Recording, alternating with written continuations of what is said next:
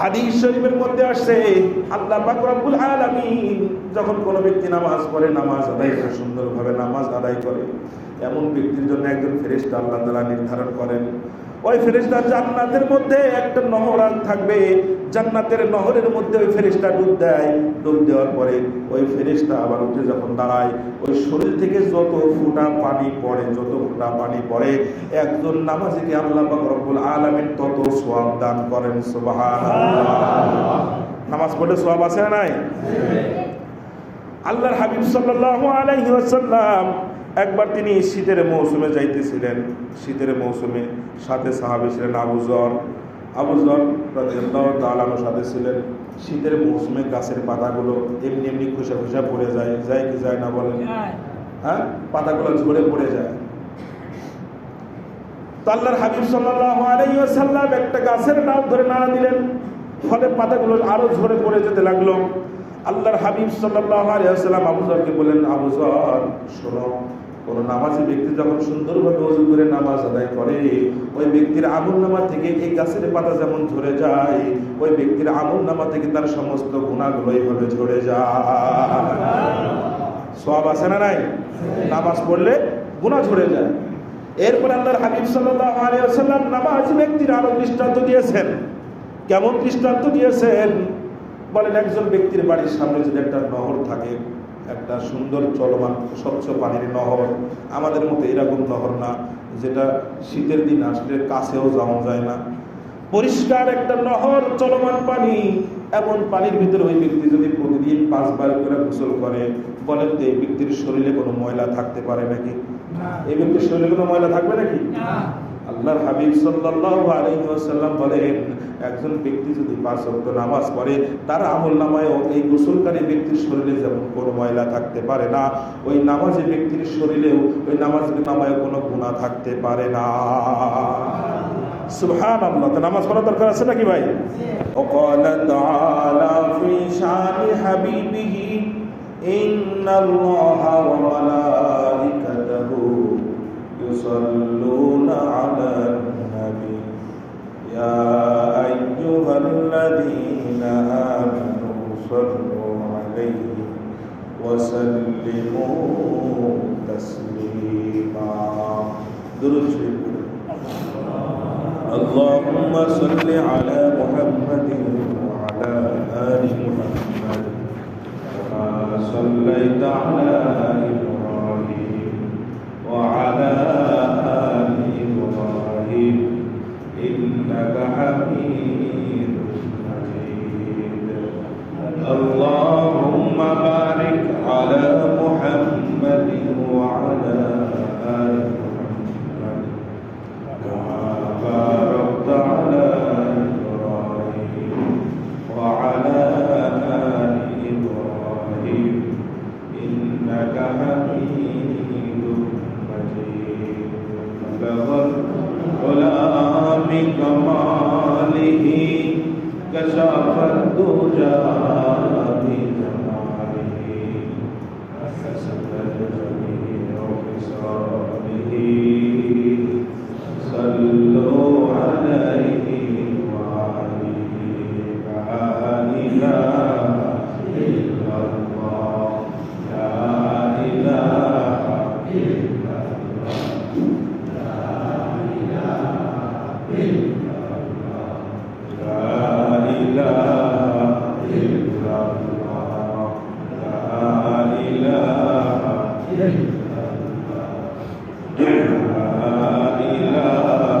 إلا الله لا إله إلا الله لا إله إلا الله. যার দিলেতে আছে আল্লাহর ভয়, আল্লাহ আল্লাহ সব সময়, দুনিয়াদারি ভালো লাগে না,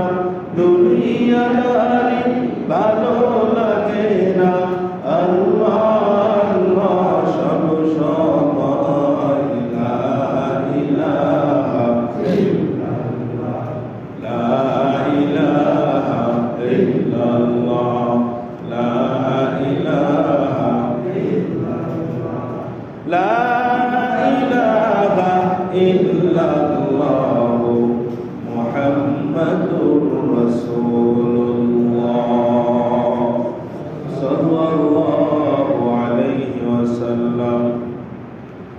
الحمد لمن قدر خيرا وقوالا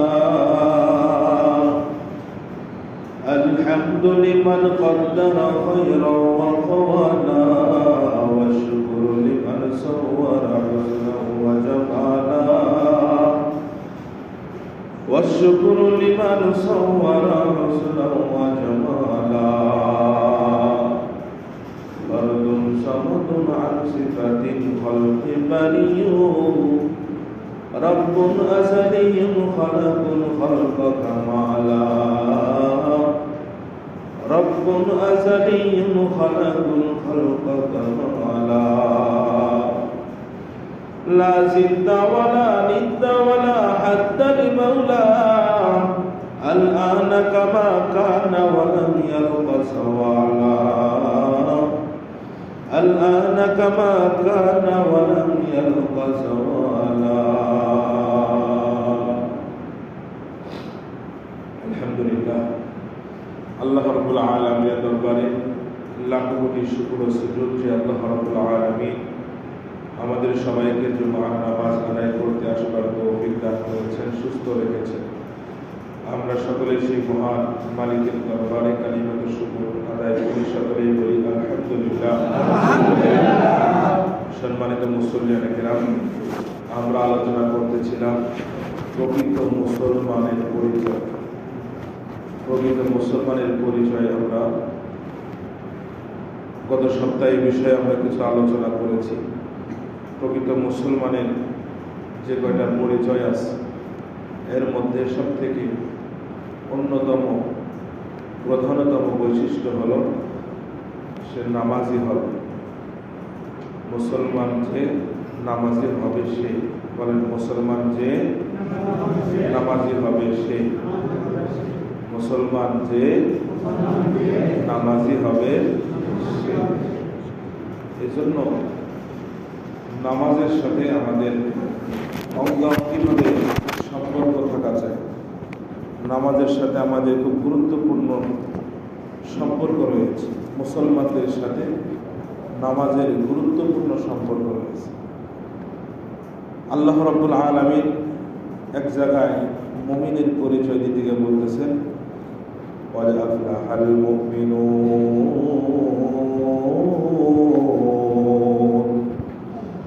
الذين هم في صلاتهم خاشعون।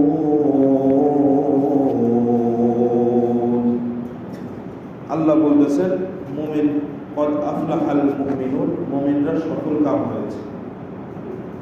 এখন এই মুমিনকে الذين هم في صلاتهم خاشعون, যে নামাজে বিনয়ী, যে নামাজে কি বলেন বিনয়ী, নামাজে কি বলেন বিনয়ী, মানে একাগ্রতার সহিত খুশুর সহিত নামাজ যে পড়ে সে হলো মুমিন। মুমিন আর মুসলমানের মধ্যে সেরকম কোনো পার্থক্য নাই। অর্থগত দিক দিয়া কিছু সামান্য পার্থক্য আছে, আমি একবার আলোচনা করেছিলাম যে মুমিন যে আল্লাহর উপর ঈমান আনে অন্তর থেকে শুরু হয়। তিন জিনিসের সমন্বয়ের নাম হলো ঈমান। আর ইসলাম এর উপরে যে চলে তাকেই তো মুসলমান বলা হয়। মুসলমানের বহিঃপ্রকাশ হয় অঙ্গ প্রত্যঙ্গের মাধ্যমে, অঙ্গ প্রত্যঙ্গের মাধ্যমে শুরু হয়ে অন্তরে গিয়ে মিলিত হয়। আর ঈমান ভিতর থেকে শুরু হয়ে অঙ্গ প্রত্যঙ্গের সাথে মিলিত হয়। অন্তরে বিশ্বাস রাখাকে কি বলে ঈমান বলে। তো যখন আমি আল্লাহর উপরে বিশ্বাস রাখবো তখন বাধ্যতই আমি নামাজ পড়ব, যেটা অঙ্গ প্রত্যঙ্গের মাধ্যমে কি করতে হয় আদায় করতে হয়। মুসলমান আনুগত্য করে, মুসলমান কি করে আল্লাহর হুকুমের সামনে নিজের আনুগত্যের গর্দানকে অবনত করে দেয়। যে ব্যক্তি আল্লাহর হুকুমের সামনে নিজের আনুগত্যের গর্দানকে অবনত করে দেয় তাকে কি বলে মুসলমান বলে। তো মুসলমানের যে কটা বৈশিষ্ট্য এর মধ্যে এক নম্বর বৈশিষ্ট্য হলো মুসলমান কি হবে ভাই নামাজি হবে, মুসলমান যে নামাজি হবে সেই। এরপরে হাদিস, গত জুম্মায় আমি হাদিস আপনাদেরকে শুনিয়েছিলাম। আন জাবির ইবনে আব্দুল্লাহ قال قال رسول الله صلى الله عليه وسلم بين الرجل وبين الكفر ترك الصلاة। হযরত জাবির ইবনে আব্দুল্লাহ রাদিয়াল্লাহু তাআলা আনহু থেকে বর্ণিত, আল্লাহর হাবিব সাল্লাল্লাহু আলাইহি ওয়াসাল্লাম বলেন, মুসলমান আর কাফেরের মধ্যে পার্থক্য হলো নামাজ ছেড়ে দেওয়া। মুসলমান নামাজ পড়বে আর কাফের নামাজ পড়বে না।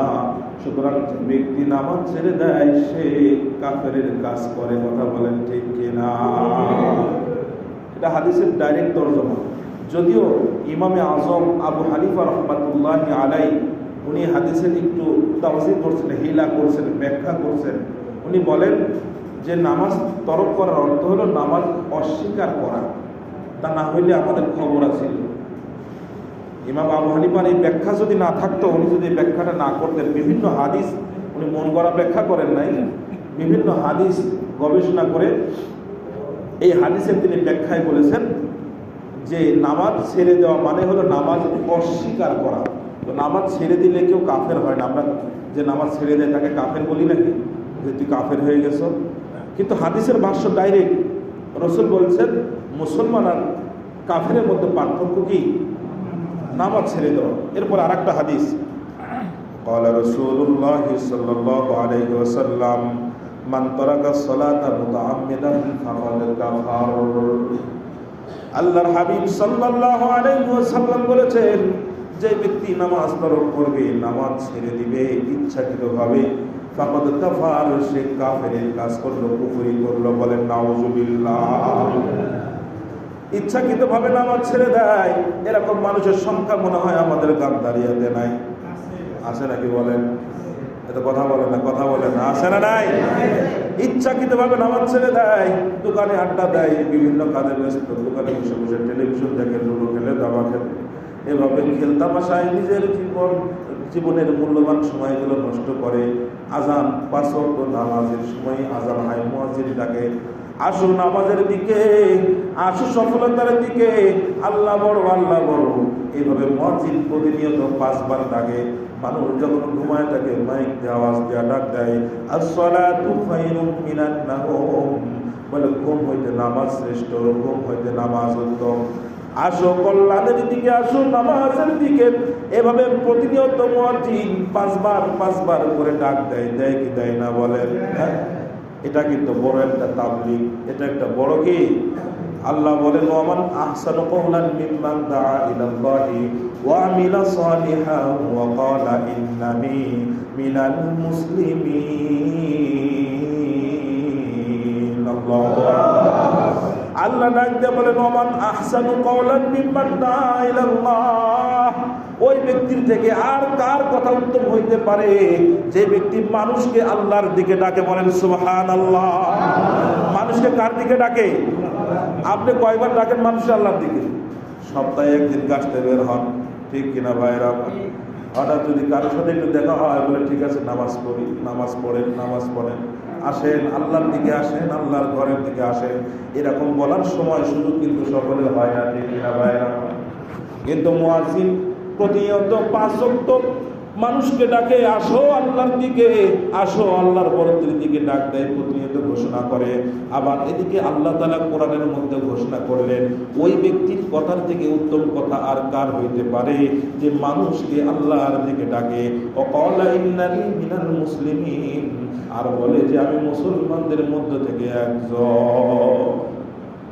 এই জন্যই তো মুয়াজ্জিনের আযানের হাদিসের ব্যাখ্যায়, আয়াতের ব্যাখ্যায় বলা হয়েছে, মুয়াজ্জিনগণ যদি আযানের মাধ্যমে কাউকে যদি মানুষকে আল্লাহর দিকে ডাকলে, এরপরে কলামিস্ট যারা লেখক যারা আছে, লেখনের মাধ্যমে যদি মানুষকে আল্লাহর দিকে ডাকে, বক্তগণ ওয়াজের মাধ্যমে, ইমাম খতিবগণ বয়ান আলোচনার মাধ্যমে, এরকমভাবে যে যেই পন্থায় হোক না কেন মানুষকে যদি আল্লাহর দিকে ডাকে, সেই ব্যক্তি এই আয়াতের অন্তর্ভুক্ত হয়ে, এই ফজিলতের অন্তর্ভুক্ত হয়ে যাবেন। সুবহানাল্লাহ।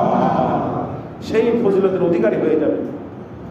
আর যেহেতু স্বাভাবিকভাবে কিন্তু আমরা ৫ বার প্রতিনিয়ত মানুষকে ডাকতে পারি না, কি বলেন? মুয়াজ্জিন কিন্তু প্রতিদিন 5 ওয়াক্ত মানুষকে আল্লাহর দিকে ডাকে। এই জন্যই তো সরকারে দো আলম হাবিবে কিবরিয়া জনাবে মুহাম্মদুর রাসূলুল্লাহ সাল্লাল্লাহু আলাইহি ওয়াসাল্লাম বলেছেন, কিয়ামতের দিন সব থেকে মর্যাদার গর্দান যার উঁচা থাকবে সে আর কেউ নয়, মসজিদের মুয়াজ্জিন। বলেন সুবহানাল্লাহ। মসজিদের মুয়াজ্জিনের গর্দান কিয়ামতের মাঠে সবার থেকে উঁচা থাকবে। কথা বলেন, এটা কার কথা? আতওয়ালান নাসি আনাকান ইয়াউমাল কিয়ামাতি আল মুয়াজ্জিনুন। আল্লাহর হাবিব সাল্লাল্লাহু আলাইহি ওয়াসাল্লাম বলেন, কিয়ামতের মাঠে কোনো পীর সাহেবের কথা বলে নাই, কোনো ব্যবসায়িকের কথা বলে নাই, কোনো দুনিয়াদারের কথা বলে নাই, আখিরাতের লাইনে অন্য কোনো বুজুর্গের কথা দেখায় হাদিসের মধ্যে বলে নাই। এই হাদিস দিয়ে মুয়াজ্জিন সাহেবের ফজিলত বর্ণনা করা হয়েছে। হাদিস দ্বারা কি বর্ণনা করা হয়েছে? মুয়াজ্জিন সাহেবের ফজিলত বর্ণনা করা হয়েছে। বলে কিয়ামতের দিন সব থেকে তার ঘাড় উঁচা থাকবে, তার মানে সব থেকে যে বেশি মর্যাদার অধিকারী হবে সে হবে মুয়াজ্জিন। কার কথা? তাহলে মুয়াজ্জিন আল্লাহর দিকে মানুষকে ডাকে। যদি হাসিনার পক্ষ থেকে, হাসিনা তখন চলে গেছে, এখন এটা ডক্টর ইউনূসের পক্ষ থেকে যদি কোনো ঘোষণাকারী এসে আপনারা কয় ইউনূস সাহেব আপনারা এইটা কইছি, তখন ওই ব্যানারে আপনি বাড়িতে নিয়ে ভাঙা চেয়ারে বসতে দিবেন নাকি? হ্যাঁ, সম্মানের চেয়ারে বসতে দিবেন। এরপরে যথা সাধ্য আপনি আপ্যায়ন করবেন, কারণ সে ডক্টর ইউনূস সাহেবের পক্ষ থেকে আসছে। যদি হোয়াইট হাউস থেকে এরকম কোনো ডাক নেওয়ালা আহ্বানকারী কোনো খবর বার্তা বাহক যদি আপনার কাছে আসে, তাহলে তো কথাই নাই, ওই বাবা কত বড় সম্মানিত ব্যক্তি আমার কাছে আসছে। আর যিনি বাদশার বাদশা, পৃথিবীর বাদশা, 7 আসমান 7 জমিনের বাদশা, যার বাদশাহের কোনো তুলনা নাই, সবাই যার প্রজা, এমন একজন রাজাধিরাজ আল্লাহ রাব্বুল আলামিন, সব কিছু যার মালিকানায়, এমন একজন মহান আল্লাহ যার বরত্বের ঘোষণা একজন মুয়াজ্জিন সাহেব দিবে। স্বাভাবিকভাবেই তো তার মর্যাদা সবার থেকে বেশি হবে। এটাই স্বাভাবিক ভাইয়েরা আমার, এটাই স্বাভাবিক যে তার মর্যাদা সব থেকে কি হবে? বেশি হবে। এই জন্য ভাইয়া দোস্ত বুজুর্গ, অনেক সময় আমাদের পদস্খলন ঘটে যায় আচরণবিধির ক্ষেত্রে, অনেক সময় আমাদের পদস্খলন ঘটে। আমি মেম্বারে বসে বলতেছি, এই কথাগুলো আমার মোতালার মধ্যে ছিল না। আমি সকাল 8টা থেকে এই পর্যন্ত বয়ান দেখতেছি, সাজাইতেছি। তো এই বিষয়টা বলবো যে আমি এটা একটা বারের জন্য আমার এই চিন্তায় আসে না, এখন এই আলোচনার মধ্যে চলে আসে।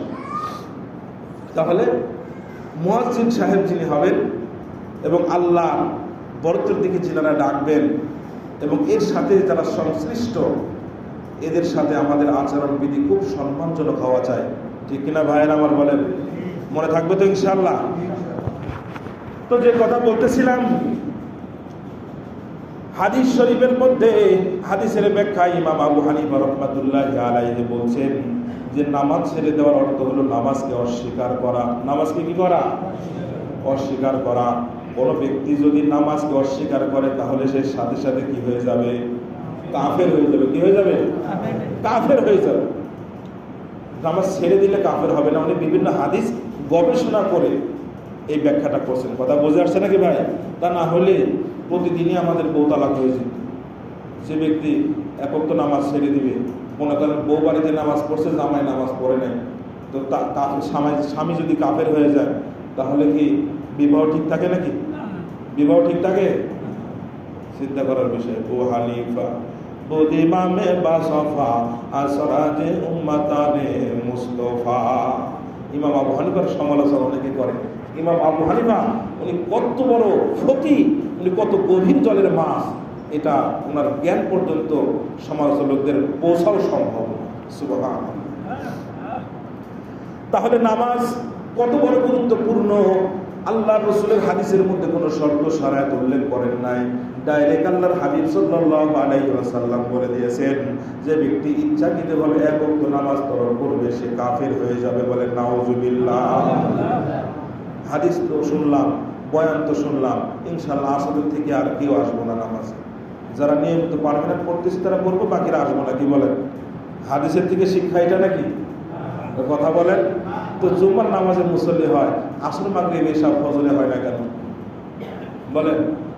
আপনার গতিবিধি দিয়ে আপনি চিন্তা করেন যে আমি কোন দিকে হাঁটতেছি, আমি কি জান্নাতের রাস্তায় হাঁটতেছি নাকি জাহান্নামের দিকে। প্রত্যেকের হিসাব লাগান। কথা বুঝে আসতেছে নাকি ভাই? নামাজ পড়ার দরকার আছে না নাই? এরপরে নামাজ হলো মুমিন ও মুনাফিকদের মধ্যে পার্থক্য সৃষ্টিকারী। মুমিন ও মুনাফিকদের মধ্যে কি সৃষ্টিকারী বলেন? পার্থক্য সৃষ্টিকারী।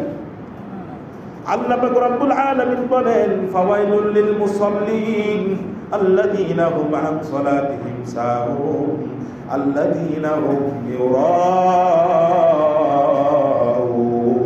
আল্লাহু আকবার। আল্লাহ বলেন ফাওয়াইলুল লিল মুসাল্লিন, নামাজীদের জন্য ধ্বংস।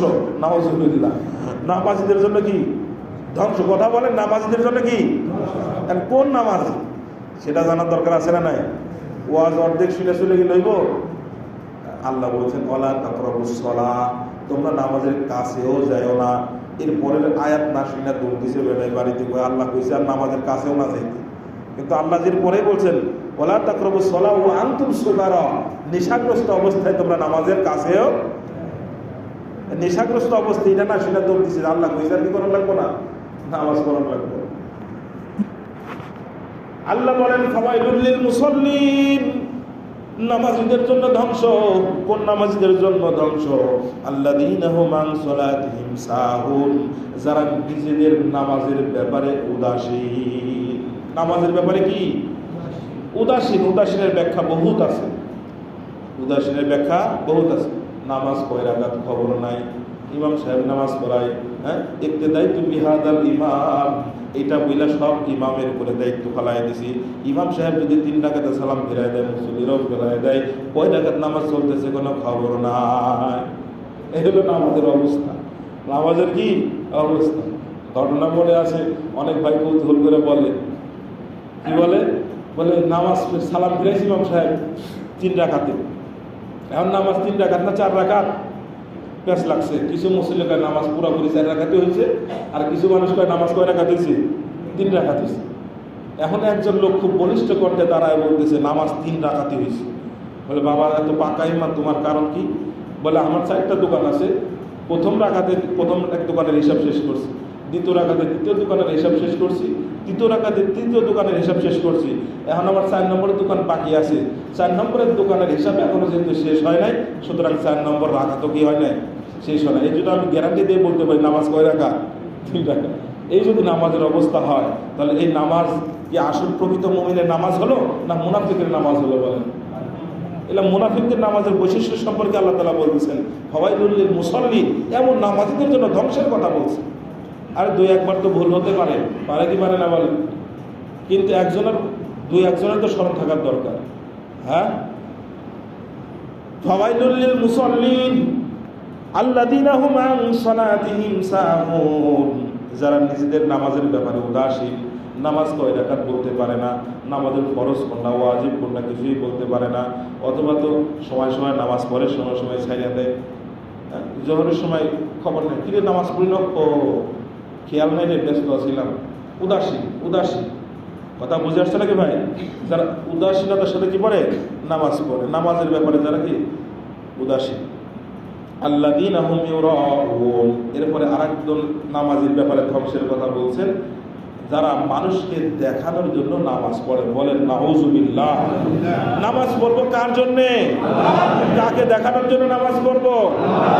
আপনি নামাজ পড়তেছেন, কেউ আপনার নামাজ ফলো করতেছে, আর আপনি মনে করলেন সে তোমার নামাজ ফলো করতেছে, ঠিক আছে নামাজটা একটু লম্বা করে দিই, তাহলে বুঝবো যে আমি একটু পাকা নামাজি, আমি একটু লম্বা নামাজ পড়তেছি। আল্লাহর হাবিব সাল্লাল্লাহু আলাইহি আল্লাহ পাক রব্বুল আলামিন এমন নামাজীদের জন্য ধ্বংসের কথা বলছেন। আর এই লোক দেখানো নামাজি যারা হবে, জুব্বুল হুজুর নামক জাহান্নামের মধ্যে তাদেরকে নিক্ষেপ করা হবে। বলেন নাউযুবিল্লাহ। এই জাহান্নাম প্রতিদিন জাহান্নামের এক অংশ থেকে বাকি জাহান্নামের যে জায়গাগুলো আছে, এরা আশ্রয় চায় আল্লাহর কাছে, আল্লাহ জুব্বুল হুজুর থেকে আমাদেরকে বাঁচান। জাহান্নামে কি চায়? আশ্রয় চায়। সামনে আলোচনা আসতেছে। আল্লাযীনা হুম ইউরাউন, যারা লোক দেখানো নামাজ পড়ে। লোক দেখানো নামাজ পড়া যাবে? হ্যাঁ। এরপরে নামাজ যখন সোজা হয়ে দাঁড়ায়, সোজা হয়ে দাঁড়ায় না, বেঁকা হয়ে দাঁড়ায়, ডান পায়ে ভর দিয়ে বাম পা উঁচা করে দাঁড়ায়, অথবা বাম পায়ে ভর দিয়ে ডান পা উঁচা করে দাঁড়ায়, এরকম আছে না নাই? এরকম নামাজীদের জন্য ধ্বংস। এই নামাজীদের ব্যাপারে আল্লাহ পাক রব্বুল আলামিন বলতেছেন, وَإِذَا قَامُوا إِلَى الصَّلَاةِ قَامُوا كُسَالَى يُرَاءُونَ النَّاسَ وَلَا يَذْكُرُونَ اللَّهَ إِلَّا قَلِيلًا। আল্লাহ বলেন ওয়াইদা কমু, যখন তারা নামাজে দাঁড়ায়, সহজে তো নামাজ পড়তে চায় না, মাঝে মধ্যে যখন নামাজে কি করে দাঁড়ায়, কমু ইলা সলাতি কুসালা, তারা কমু কুসালা, অলসতা ভরে দাঁড়ায়, দম্ভ ভরে অলসতা ভরে দাঁড়ায়। এক করতে এমনি বেকা হয়ে দাঁড়াতে, আর করতে আছে অনেক নামাজ এরকম আছে, সতর্ক হয়ে যাওয়া দরকার। ইউরাউনান নাস, তারা মানুষকে দেখানোর জন্য নামাজ পড়ে। ওয়ালা ইয়াযকুরুনাল্লাহা ইল্লা কলিলা, ওয়ালা ইয়াযকুরুনাল্লাহা, তারা আল্লাহকে খুব কমই অল্পই স্মরণ করে। ইল্লা কলিলা, তারা আল্লাহকে খুব কমই কি করে স্মরণ করে, মূলত মানুষকে দেখানোর জন্য তারা এমনটা করে। আবু বকর সিদ্দিক রাদিয়াল্লাহু তাআলা আনহুর স্ত্রী একবার নামাজের মধ্যে দাঁড়ায়া এরকম একটা নড়াচড়া করতেছিলেন। আবু বকর সিদ্দিক রাদিয়াল্লাহু তাআলা আনহু এত জোরে ধুমুক মারছেন, এত জোরে ধুমুক মারছেন। আবু বকর সিদ্দিকের স্ত্রী বলেন, আমার নামাজ ভেঙে যাওয়ার উপক্রম হয়ে গেল, এত জোরে আমাকে ধুমুক দিছে। নামাজের মধ্যে স্থির হয়ে দাঁড়াইতে হবে, সোজা হয়ে কি করতে হবে, দাঁড়াইতে হবে। মনে থাকবে নাকি ভাই? এরপরে নামাজের ফজিলত সম্পর্কে, এরপরে জামাতে নামাজ পড়ার ফজিলত আছে। কিসে নামাজ পড়ার ফজিলত ভাই? জামাতে নামাজ পড়লে অনেক ফজিলত। অনেকে আমরা জামাতে নামাজ পড়তে চাই না, কাজের বাহানা দিয়া বিভিন্নভাবে নামাজ পড়ে দিই। ব্যাপারী ভাই যারা আছেন তাদেরকে আমি বলি, আপনার কারণে যদি একজনের জামাত তরক করে, এটার পুনর ভার কিন্তু আপনাকে নিতে হবে। কাজের সেটিংটা এমনভাবে করেন যাতে করে প্রত্যেকে ফজরের নামাজ পড়তে পারে। ঠিক কিনা ভাইয়ের আমার বলেন, কথা বলেন? কাজের এমনভাবে কাজটাকে সাজান যাতে করে প্রত্যেকে কি করতে পারে, ফজরের নামাজ পড়তে পারে। আমার অনেক ভাই আছে 5 ওয়াক্ত নামাজ পড়ে কিন্তু ফজরের নামাজ বাড়িতে পড়ে দৌড় আসে না নাই? 5 ওয়াক্ত নামাজ আমাদের সাথে পড়ে কিন্তু ফজরের নামাজটা তার কাজের কারণে, কাজের চাপের কারণে তাকে প্রতিনিয়তই একে একে আদায় করতে হচ্ছে। মাঝে মধ্যে হঠাৎ অ্যাক্সিডেন্ট হয়ে গেলে সেটা ভিন্ন কথা, কিন্তু প্রতিনিয়তই যদি এরকম অভ্যাসে পরিণত করে নেই তাহলে তার নামাজ হবে না। নামাজ হবে না বলতে নামাজের যে ফজিলত বরকত এগুলা সে অর্জন করতে পারবে না। দেখেন, কোনো ব্যক্তি যদি জামাতের সাথে আদায় করে, আগে মাসালা বলি, জামাতের সাথে নামাজ পড়া সুন্নতে মুআক্কাদা করিব ইলাল উজুব, মানে ওয়াজিবের কাছাকাছি। সুন্নতের মুআক্কাদা করিব ইলাল উজুব এর অর্থ হলো ওয়াজিবের থেকে একটু নিচে জামাতের সাথে নামাজ পড়া, বলতে পারেন ডাইরেক্ট ওয়াজিব। কি বলেন? ওয়াজিব। তাহলে ওয়াজিব তরক করলে নামাজ হয় নাকি? কথা বলেন? তাহলে সেভাবে আমাকে সাজাইতে হবে কাজ। কোন ব্যক্তি যদি জামাতের সাথে নামাজ আদায় করতে পারেন, আল্লাহর হাবিব সাল্লাল্লাহু আলাইহি ওয়াসাল্লাম হাদিসের মধ্যে তার ফজিলত বর্ণনা করেছেন। আনাস ইবনে মালিক রাদিয়াল্লাহু আনহু قال رسول الله صلى الله عليه وسلم من صلى لله 40 يوما মান সাল্লাল্লাহি 40 ইয়াওমান ফি জামাতিন ইদরিকি তাকবীরাতুল উলা, যে ব্যক্তি, আল্লাহর হাবিব সাল্লাল্লাহু আলাইহি ওয়াসাল্লাম বলেন, যে ব্যক্তি জামাতের সাথে 40 দিন আল্লাহর জন্য যে ব্যক্তি নামাজ পড়বে, কার জন্য বলেন? কার জন্য নামাজ পড়বে? কয় দিন?